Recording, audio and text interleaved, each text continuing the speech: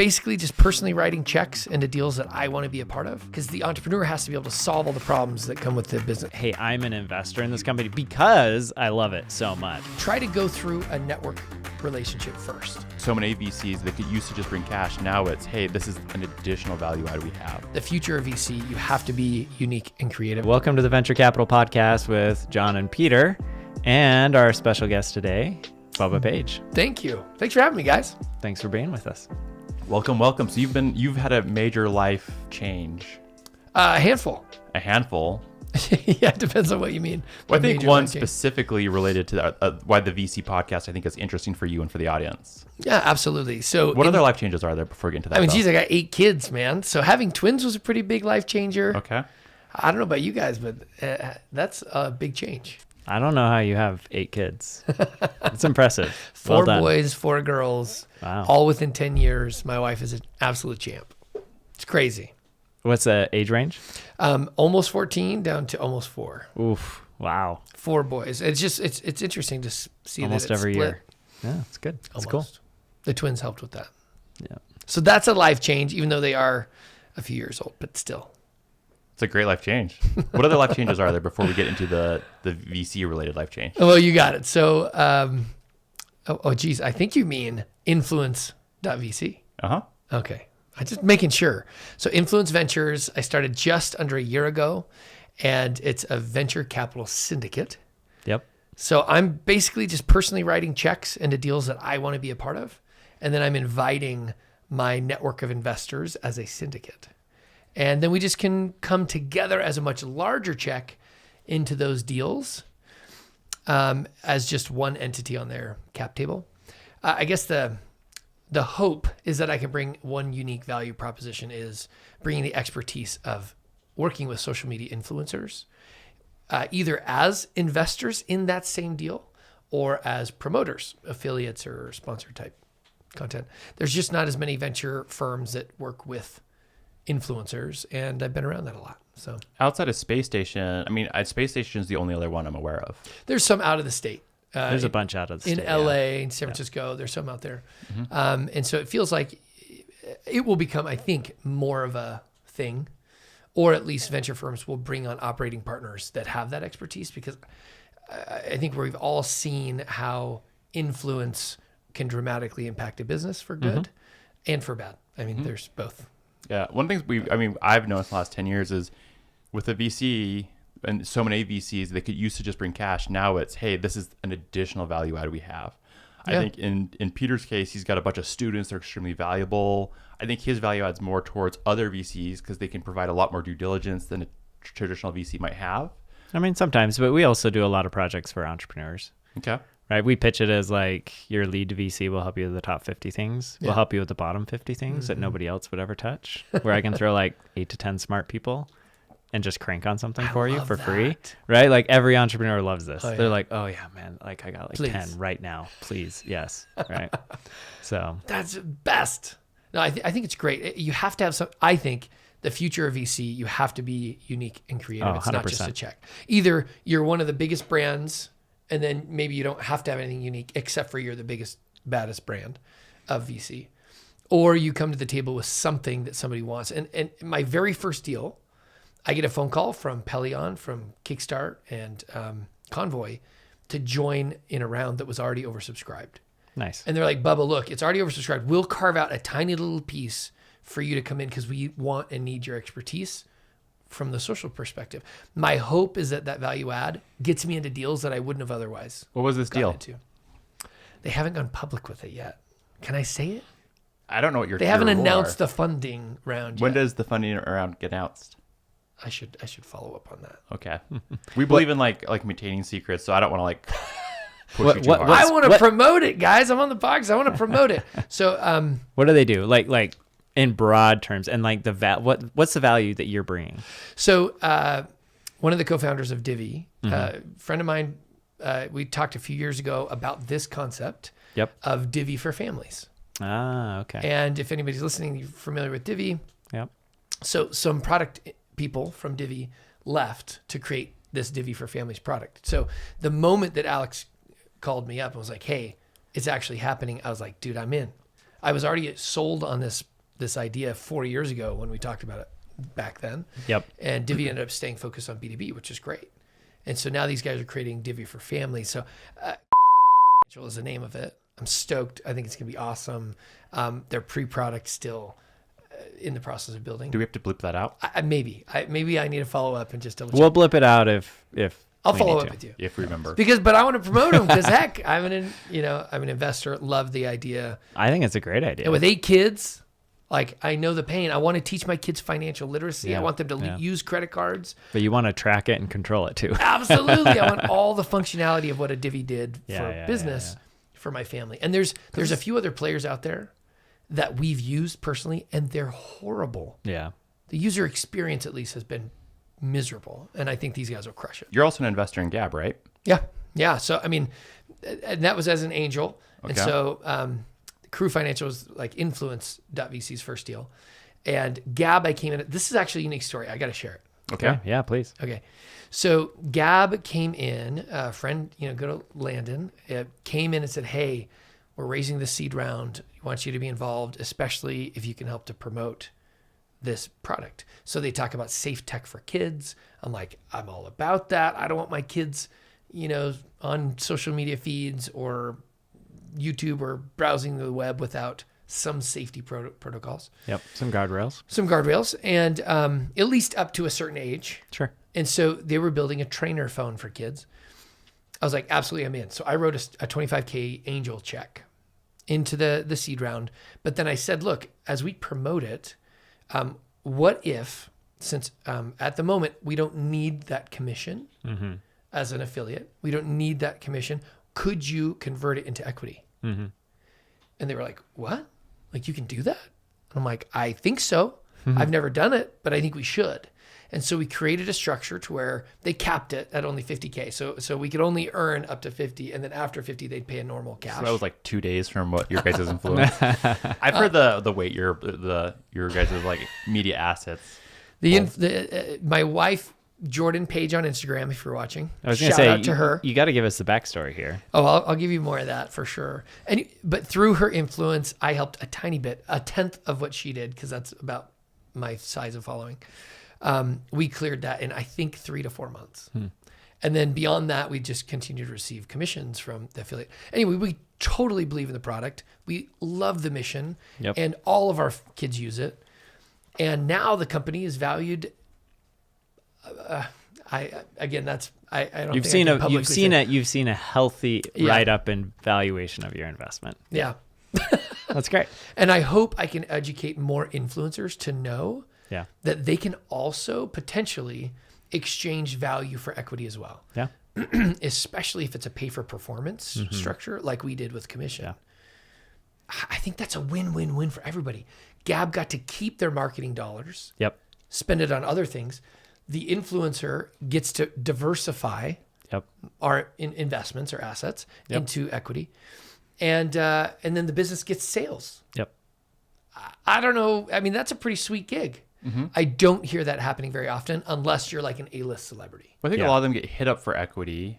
But I think a lot of influencers, the concern is, how do I know I'm going to get something out of this deal? And I assume eventually that's part of what you're helping to structure. I hope. I mean, we came in again as an investor and influencer. I prefer that versus just a straight trade. How often are you doing that in the deals you do with Influence.VC? Like, do you structure those? No. I mean, that would be the goal. Yeah. We haven't done enough deals with this structure yet. Is there a reason why? Is it like you just haven't tried yet? Some are too early. The companies are too early. Okay. Yeah. Like this one that's pre-product. Right. Yeah. So pre-product. There is a deal that we did called Counter. I can't talk about that one. Eatcounter.com. Shout out. Okay. They just got their product. It's a macro. Have you ever counted your macros? Sure. Like the healthy. I do it every day right now. I'm down 20 pounds. Are you serious? I'm trying to look good like you. Dude, that's amazing though. That's a big deal. So counting your macros, frozen foods, typically we think of frozen foods as horrible for you. Right. Processed. Horrible. Just high nitrates. High nitrates, yep. So these guys created a macro-based frozen food company. Cool. Where healthy, high in protein, all this stuff. Are they like a competitor with, what is that brand? Like Real Good food or whatever. Have you seen that Yeah, one? possibly. Factor? No, not Factor. Not Those Factor. are like meals that get delivered. These ones, so these guys are already in Target. Cool. They're in Walmart. They're in Sam's Club. In their, they're not across the country yet. Yeah. I got to go try them. They're awesome. They're not in Utah yet, but you can order. Okay. Okay. Maybe I can get you guys some samples. Anyway, they already brought in 11 influencers that had large followings, specifically in the macro health space. Makes sense. And they came in as investors and are promoting. And then some of them are like chefs. Yeah. So they've provided the recipe to the company. So they Yeah. know it's a tried and true recipe. Yeah. The audience already loves it. Now they put it in a form where it's shipped across the country in these frozen. Have you anyway, ever? So is there like a standardized document for this? I'm going to create it. I was gonna say you should create it I'm and gonna then create post it out there and put I'm a gonna ton give it of away like for effort. free. Yeah, just like a safe, Totally. right? Yeah, I think it's genius. Yeah. So that is part of the goal. I've been talking to folks about that specific thing. I want Yeah. to provide that for free and other educational info. I think a lot of influencers that are out there, they they haven't been an entrepreneur before becoming an influencer. Yep. So the concept around like what a cap table is or raising capital and what investors do and how that works, I think is fairly new to some, not all, but I'd love to help that educational side of it and just give that away to just help in the world. And then hopefully that brings the whole ecosystem up as influencers get involved in more businesses and help them to scale. I'm curious, who are the influencers around you? Like not specific names per se, but the types, the demographics, right? That are coming in alongside you in these deals. Yeah. Well, primarily they're going to be women between the ages of 20 and 45. Okay. Because that's where the network of who my wife and I have worked with for the longest time. Got it. And so we host an event every year. It's called the Page Summer Soiree. It's this costume themed party. It's my wife's like love. She absolutely loves Big this event. party. Yep. It's like a wedding every single time at that, that level. You guys just had it, right? We just had in August. Yeah.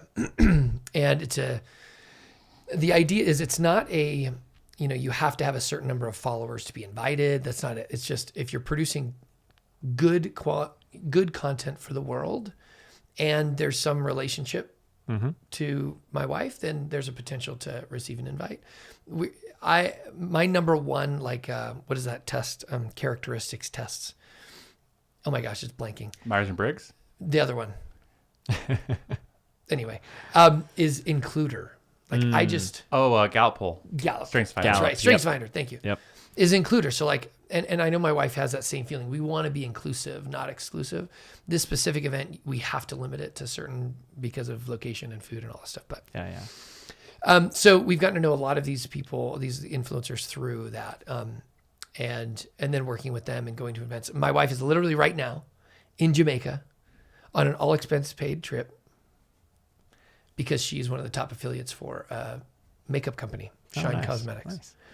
And so you go to those types of events, you're hanging around all the other top affiliates and you create relationships. Look at you. You're a good dad. Me and At home kids, with man. 8 kids. Oh, and let me she's on the clarify. beach. That's she great. is on the beach. She earned it though. Oh, 100%. She earned every 100%. second of that vacay and stoked for her to be there. So yeah, I'm hanging back, taking care of the kiddos. We do have a nanny. Let me put that out there. When we went from 6 kids to 8, it was like time. Yeah. So that's the only reason I could be here right now. That's fair. Thank goodness for nannies.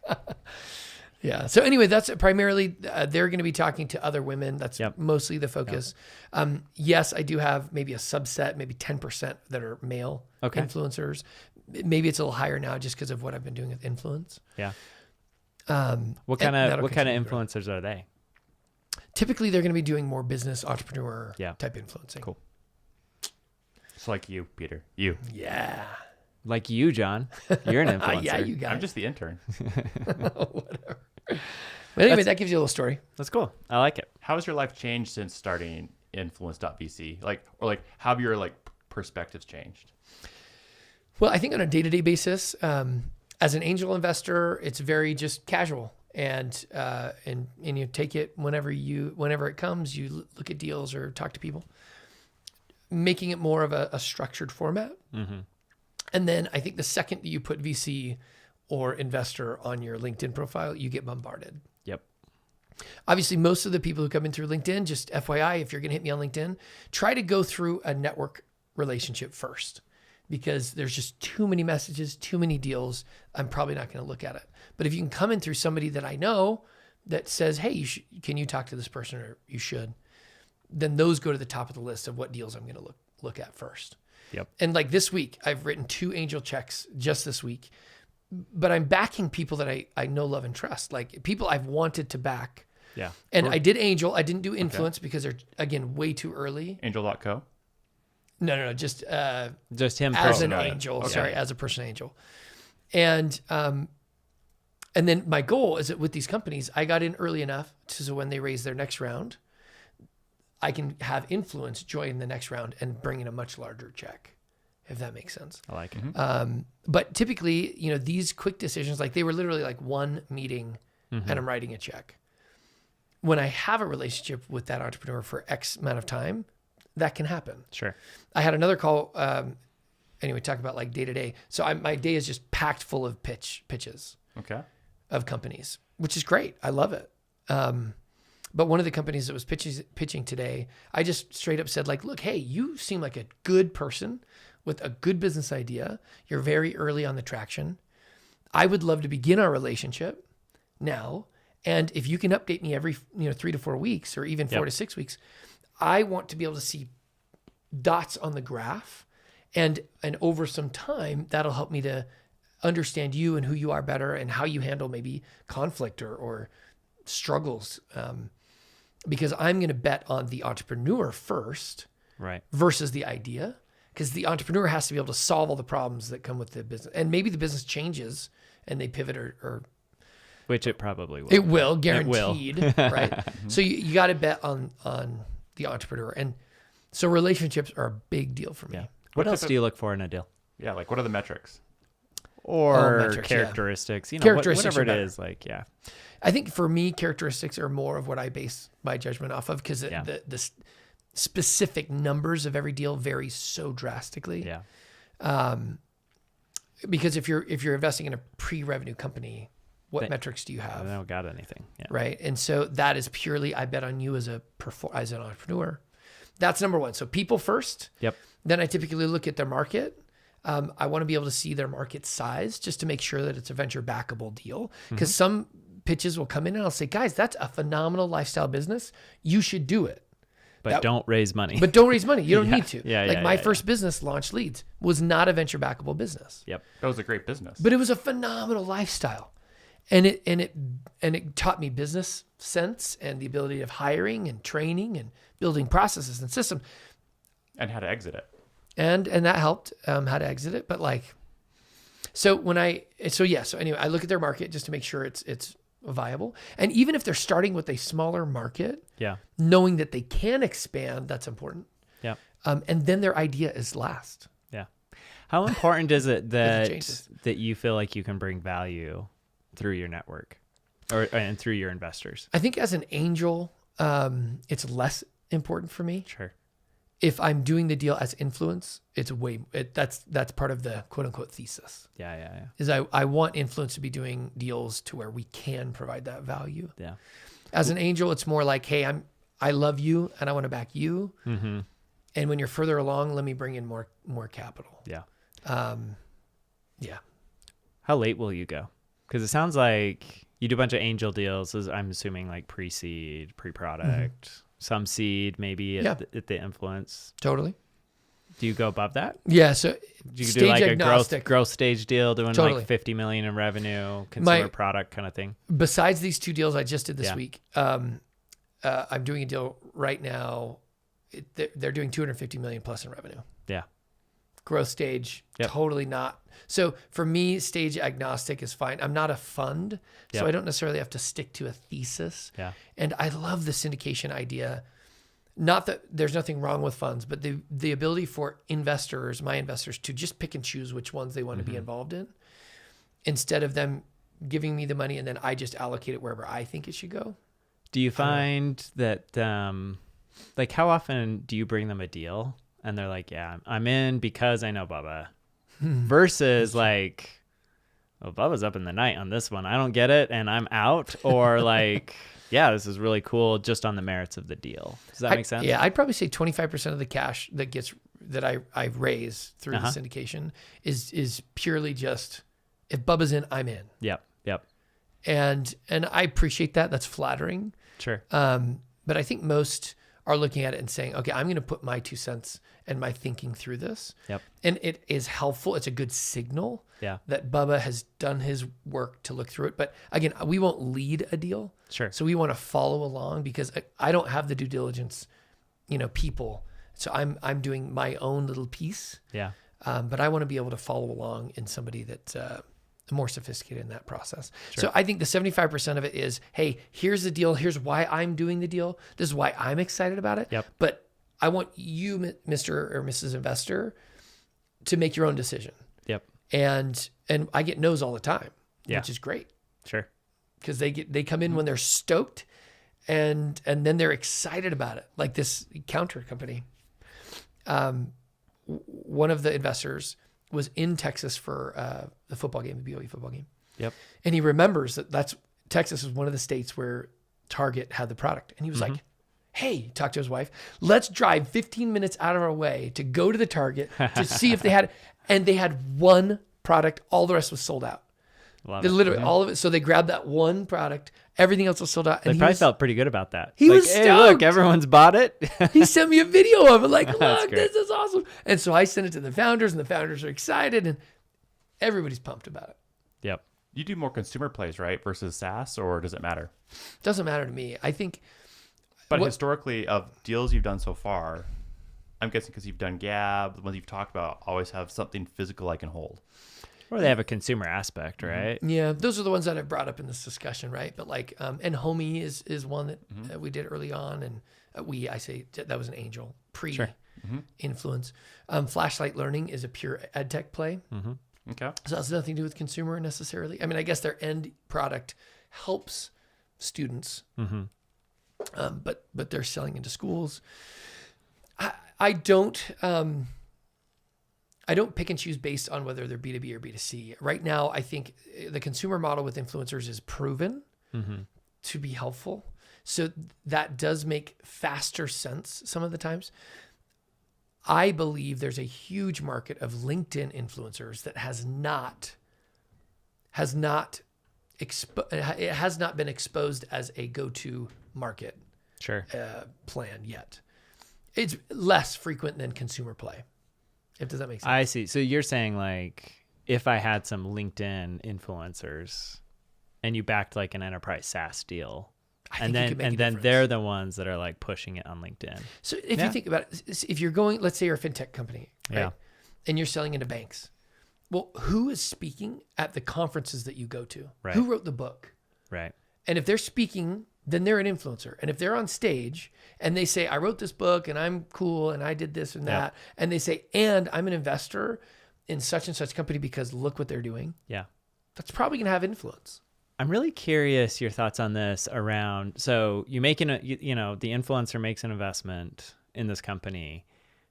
How there's this like conflict of interest piece of it, which is like, you invested and now you're promoting it, but like, are you promoting it because you really believe in the product or because you just want to generate a good return? I'm just curious, like how you think about navigating that whole issue. Well, it's happening every day with every influencer on the planet. For sure. So the bummer is that more often than not, the influencer, especially on a lower scale, like sub 100,000 follower type scale, anything that's sent to them, they're going to promote it. Right. Because they're trying to make ends meet. Yep. And they're not always disclosing, like, I'm getting paid. They should. To do this product. They should, but they're not always. No, right? they're not. They're not. And that's, so as an investor, I need to be saying, I'm an investor in this product. And so typically, when I'm posting, you probably maybe have seen a couple where I'm like, I love being an investor in blah, blah, blah, blah, blah. And so it's disclosing I'm an investor.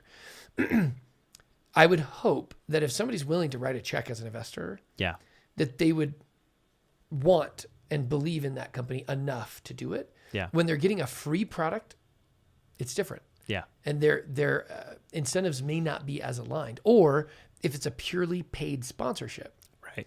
then their incentives may not be aligned at all. Right. And so, but this is happening every day, all day on every platform. And as consumers, we have to realize that these influencers, they're getting paid to talk about XYZ company, and they should disclose #ad or partner. Or I feel like most people do recognize that, though. I would be shocked if, like, your average person that sees, a woman, talking about some new lotion is not getting some sort of compensation. I do think like not sponsored is what's happening more now. What? I'm not promoted by this, but I love the product. Oh yeah. Like they make the disclaimer, and then you just assume. But I actually think it's a pretty strong statement to say, hey, I'm an investor in this company because I love it so much, right? And nobody's paying me off. So, yeah, I think that makes sense. So that's where I think like the influence, Influence.VC, bringing these influencers in. Yeah. That hopefully will prove to the audience, like, I'm a believer. I love this. At least at least they love the concept of it if it's not there yet. And then what I think, I was going to give another shout out to my wife. I think why her audience is so loyal is because she said no to hundreds, if not thousands of products that wanted to sponsor or give. And she's like, well, I don't know if I would use that. Right. And because she said no, and she only promoted the ones that she loved, for the most part, I think people felt it. They can feel the genuine authenticity. Yeah. And so when she does say, this sweater is my favorite sweater of all time, she sells $200,000 worth of that sweater because they believe what she just said. Yep. And the same thing happened with Gab and a bunch of others. Anyway, that gives you some insight into some influencer stuff. Very cool. Curious, shifting gears a little bit away from influencers, but just venture in general. Yeah. We've been having conversations with others, especially at the seed stage. Do you feel like deal flow, and I get that you're kind of new into this, doing this, but do you feel like deal flow is increasing, decreasing? Are valuations that you're seeing going up, going down? Just curious kind of what you're seeing at the seed stage. So I started angel investing in like 2015. Yep. Sorry, I meant with the fund. I know you've been angel investing for a long time. No, but you're right. So angel invested in 2015, but then the influence is only a year. Yep. I absolutely think I'm seeing way more now than I was before. And I think valuations are coming down. Yeah. I'm seeing more flat rounds, down rounds, bridge rounds, that kind of thing. Are you seeing more deal flow? Like I guess there's a distinction between, there are a lot of companies trying to raise, but how many deals are actually getting done? Does that make sense?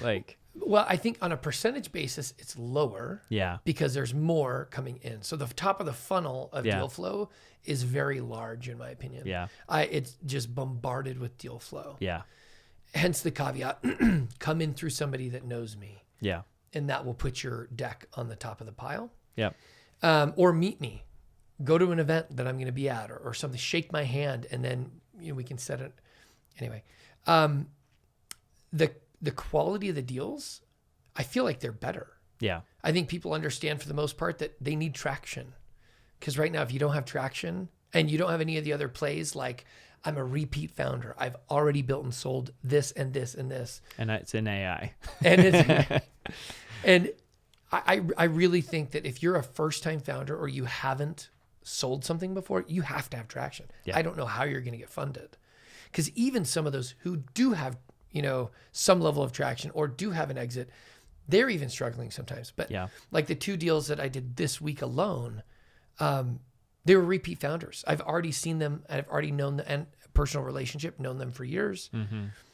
And I could probably say this, but so Phi that helped with Kirk Wimet and Scott. I think, like, I've wanted to back Kirk for a long time. Sure. And no, I don't know him personally and in an in-depth level. We've seen each other a bunch and we've talked a bunch over the years. Mm-hmm.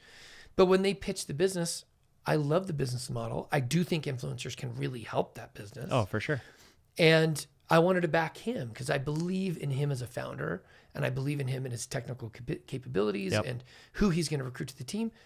That company, by the way, is like AI plus data plus vitamins, effectively, right? Exactly. Really interesting play. Yeah. And we'll see. And it could pivot, just like any of these, right? What's interesting is the number of companies that I've been seeing lately that are doing something like that. Yeah. Maybe it's not, maybe sometimes it is vitamins, sometimes it's not, but like just how important our health and leveraging AI to improve our health, generally speaking, is like this new trend I'm seeing more and more and more of. I think we're starting, I don't know, maybe it's just our age. Yeah. But like I'm starting to you're counting your macros. Like you wouldn't have done that 10 years ago. Maybe you would have. I wouldn't have. I did. Oh, that's awesome. I was Okay. single 10 years ago, so you're dating. You're on the market. Yeah, that's right. That's true. But I think the older I'm getting, I'm the more conscious I am about my health anyway. So I do believe in what they're doing. The other deal, so Sear, you guys have been seeing Sear pop up, Zach Holmquist. Yeah. I didn't know you're in Sear. Just happened. Okay. Congrats. So thank you. But again, it's Zach, right? And then his co-founder, Sonny, the CEO, Sonny Washington, have known each other for a decade. Yeah. And we used to go to the same gym and we'd see each other like all the time. Yeah, Sunny's great. And is their business model like something influencers can help with? I don't know. Maybe. It's an maybe angel not. deal. Yeah. It's an angel check. Yeah. But I love them. Yeah. I think they're just good people. They've been there and done that before. Yep. And I know for the young entrepreneurs listening, that's probably really hard to hear of like, oh, you have to be a repeat founder and have a successful exit in order to get funding. Well, how do you begin that journey? I would raise my hand and say, do a non-venture backable startup first. Yeah. A service-based company where you can cash flow, get profitability, build a lifestyle and an expertise and sell it or cash flow that to fund your next idea. To me, I like that business model. Yeah. At least for young, early stage entrepreneurs. Yeah. No, I think that's great advice for sure. And oftentimes, like if you really got to go the venture route, go find somebody who has done it before, co-found it with them, or go work for them. Yeah. Right. I think those are also like good ways. Cause like, I think there are a lot of great entrepreneurs that have started something after they've worked at a startup. And that also gives you confidence. Well, and that's Divvy for families, right? Yeah, for sure. Right. Literally 10 guys left Divvy and started this business. Yep. Not guys, 10 men and women. Yep. Okay. And it was a no-brainer.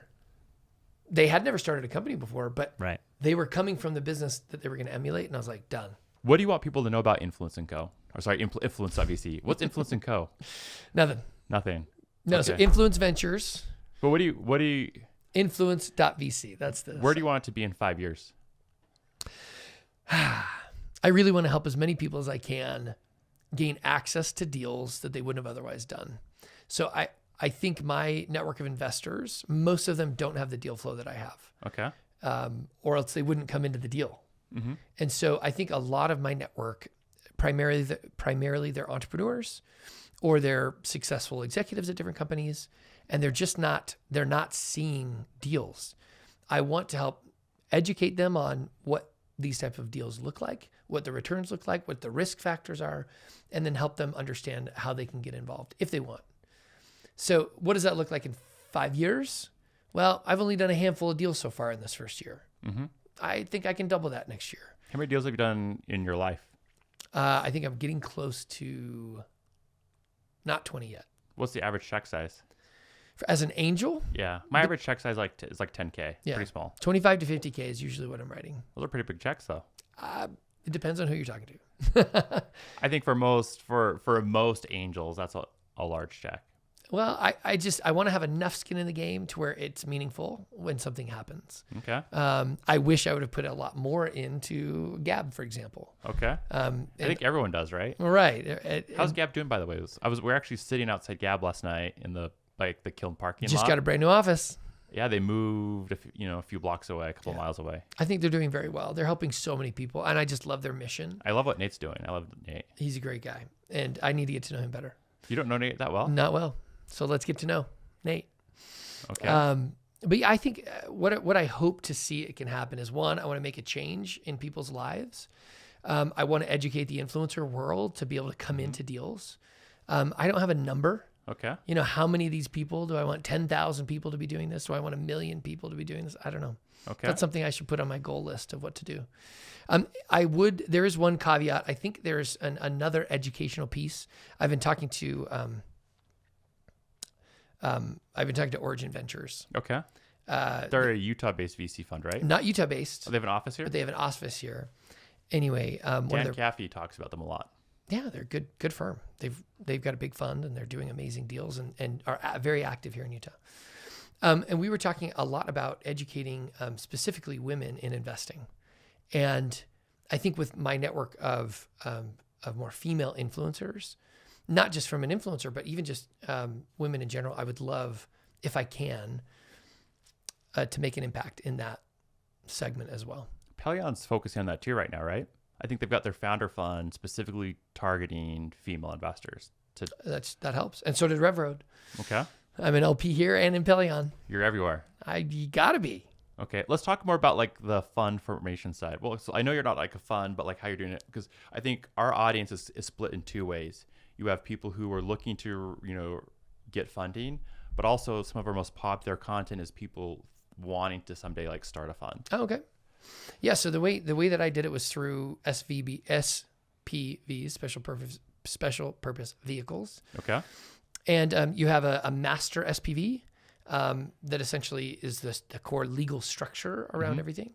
And then you have individual SPVs for each individual deal. And the way I did it, I mean, there's documentation online. You can get templates and whatnot. I use a group called Savvy Legal. They're a local group. Okay. That helps to kind of formulate these things for you. I didn't realize they specialized in the SPV market. Yeah, that's their cup of tea. Okay.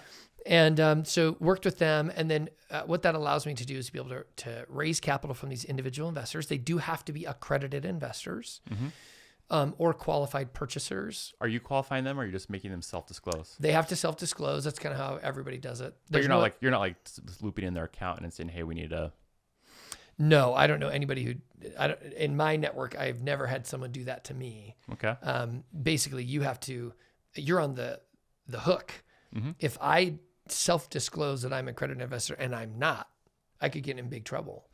And so we would hope that these investors are mature enough to know that they should follow that, the legalities there. And I think you can look up online, like what an accredited investor needs to be. It's something around like you have to make $200K per year individually or $300K combined with your spouse, or have $1 million in net worth outside of your primary home. Those are pretty low qualifications in today's day. Especially with inflation. So you have to be accredited. Qualified purchaser means you have to have 5 million in assets, not including your primary home. And then we have them self-disclose, and then they wire the funds into our account, and then we take those funds as a combined unit into the company, and we wire it to the company. And then it's on the cap table of the company is just Influence.VC. Okay. And so then you do all the taxes and accounting and K1 distribution. Yeah. That gets expensive over time. So you collect fees. What's your fee structure like? It depends on each deal, but the norm out there is a 2 and 20. This is interesting. I think this is something that not a lot of people know. So let's share this little caveat here.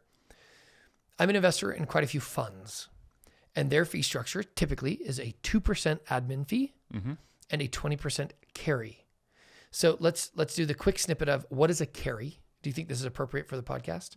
I mean, we've talked about it from time to time. But okay. Well, let's just hit it for a quick snippet. 30-second. Carry is when, let's say, we invest $1 million into a deal that's at $5 million valuation, and then they sell at $20 million. So their valuation went up, and do the math. I'm not going to do it in my mental math here. The profit of the proceeds, essentially after you're paid back your original investment. So like, let's say the fund pulls in $4 million. Yeah. Excluding the initial investment of $1 million, you get 20% of that. So in this case, it'd be probably about 20% of $3 million. Yeah, that's right. That's exactly right. So 20% of the $3 million profit goes to the fund, and then everything else is distributed among the investors. So that's one major reason where venture capitalists can make money. And if they're good, that's where they're going to make almost all of their money there. But I think one thing that most people don't understand is that the 2% fee, admin fee, is an annualized fee every year. Yeah. So what are you doing in that case? Because most funds, they have cash on hand and they're just slowly drawing it down. But in your case, you just get like a one-time payout. So we have to collect up front. Okay. And so 2% for 10 years? Is what 2% you're assuming? for 10 years is 20%, right? Okay. And so, but most investors, even those who have done a lot of deals, they're shocked to realize that 20% of their investment is being withheld for administrative fees. It's literally, it's shocking. So some of the deals that I've been doing, I can go as low as maybe it's 1 and 20 or something like that, or depending on if there's a structure where somebody else has a fee, then I'll reduce my fees so that people aren't being over feed. If it ends up being that 2 and 20 structure, then it feels like, okay, that's where the norm is. That's what normally people expect. But at an SPV, I like to be below that typically. And it does vary on the deal. It depends on how much is being raised as well. So if I were to write you $100,000 check, you would take 20 grand right off the top as part of your that's part of the Influence.VC. That's part of it. Now, depending, like the deal that I'm doing this last week is just a 1% up front. So that would be 10. Right. And that is supposed to cover my costs over the next however many, time. What do you think your cost per year per SPV is? That also varies a lot. But, depending on how many people you have involved in that SPV, because if you have 5 people involved in the SPV, it'll cost less. If you have 100 people involved in the SPV, you got to pay for all of those K1s to be distributed. So there is a wide range of how much that could cost.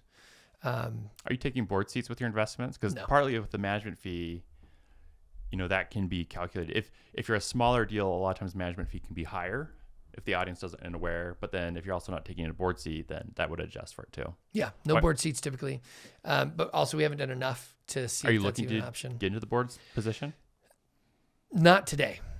Okay. But it would have to depend on the deal. Again, all these are based on a deal by deal basis. If there was a company that I feel like I could really provide expertise in helping them and they invited and said, look, we'd love to have you as a board member, then I'd probably consider it for sure. My bandwidth will only allow so many of those board seats realistically. And if we're writing a much larger check, typically we're $500,000 to $1 million size check as a syndicate. But if we're writing a $5 million check into a deal because they're raising 20 and somebody else is putting in 10 and we're putting in 5, they'll be the lead. We'll put in 5. Would we want a board seat? Yeah, most likely. And so deal by deal basis, but happy to participate if that makes sense. Okay. That's fine. I don't think that people realize the dynamics. What are your costs in operating? Because you don't have any partners. Are you paying yourself with it or using it for sourcing deals? Yeah, I mean, so I just went to an event. Went to FounderCon. It's Techstars. Okay. Big group where they have all the alumni come together. And so yes, that would be to me, it's a marketing expense. So it's when are you building a team? That's what I'm excited for. That's things that I'm watching. I'm like, what team is going to form around you? I've been having some conversations, and I definitely don't want to do it alone. I just like people too much. So having some of those initial conversations, just being super patient about it. Right now, the lifestyle is also very helpful to be able to just do a deal when I feel like the deal is right. And when you start building a team, you have a little bit more of a structure, and you need the deal flow to continually be coming in order to support this team, because you got to have the fees to pay for the team. So I think I want to be very careful about that process. I don't want to ever be forced into doing, and I don't think you ever will be forced into doing a deal. There's so much deal flow, but mentally you have to realize, okay, well, there are salaries on the line that have to be covered. And so you want to make sure you're doing the deals. And I think that's where funds, if they don't allocate all of their cash within a certain amount of time, it may push them into a deal that maybe they wouldn't have done if they didn't have to. Whereas the current syndication process, it feels like I'm more flexible and I can just do a deal whenever it feels totally right to do. Does it feel like herding cats? Oh, for sure. That's a huge pain point. So my prediction is in 2 to 5 years, you're going to have a fund. That could be true. Because then you could just do a deal when you want it. You could do your capital call. You're not having to go harass 10 people on a case-by-case basis. Because in that case, each one is like a separate LP who wants in. But some of these, what is it? Someone was showing me, what is it? Daniel was showing me one. I'm going brain dead, but like there's companies that like will charge people for your deal flow access. Are you thought about doing that? As people have pitched me on that idea as like a membership, and I haven't wanted to go that route. Daniel Falabella, off the CEO, he was at Duolingo. Oh, that's right. He talked about I think he's part one of those groups, and he pays us a membership fees. He's like, John, they make so much money. Yeah.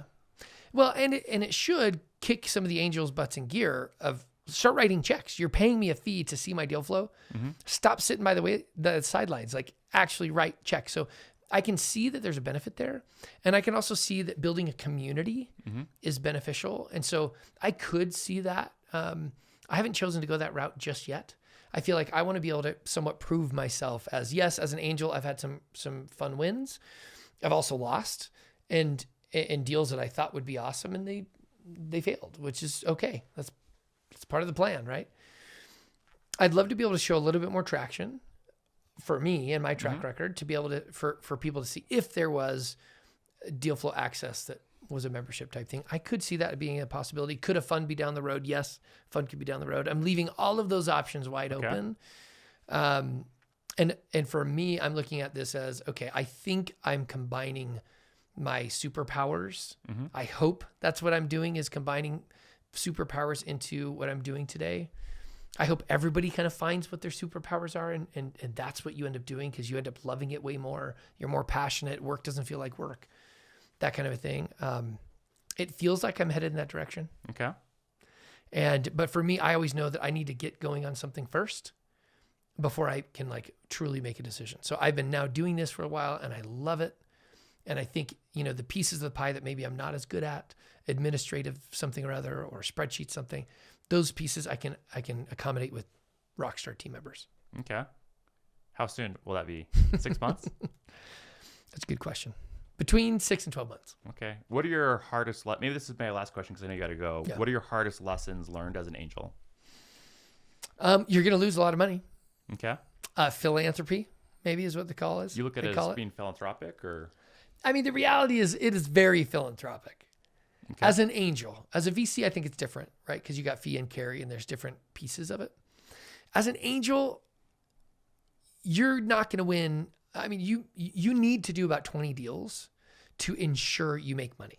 Mm-hmm. This is where all the books, the people who talk about it, they say you should be doing at least 20 deals as an angel to make it viable. My hit rate is a little bit higher than that, which is helpful, but you're going to lose. And you're going to lose with some of your best friends that you want to invest in. And I recognize from my venture-backed startup that didn't pan out, I was devastated, just devastated. It rocked my world. And I felt like I was a complete failure. My reputation was gone. And I remember my investors, Peterson Ventures in particular, we were talking, they were like, Bubba, we know it wasn't you. Like, it's not your fault. It happens. And hey, we'll back your next venture. And I remember when they said that, it was like this new light of understanding and appreciation of, they get it. Like they get, and it helped me overcome some of my fears of being a failure and me not associating myself solely as an entrepreneur and as that business.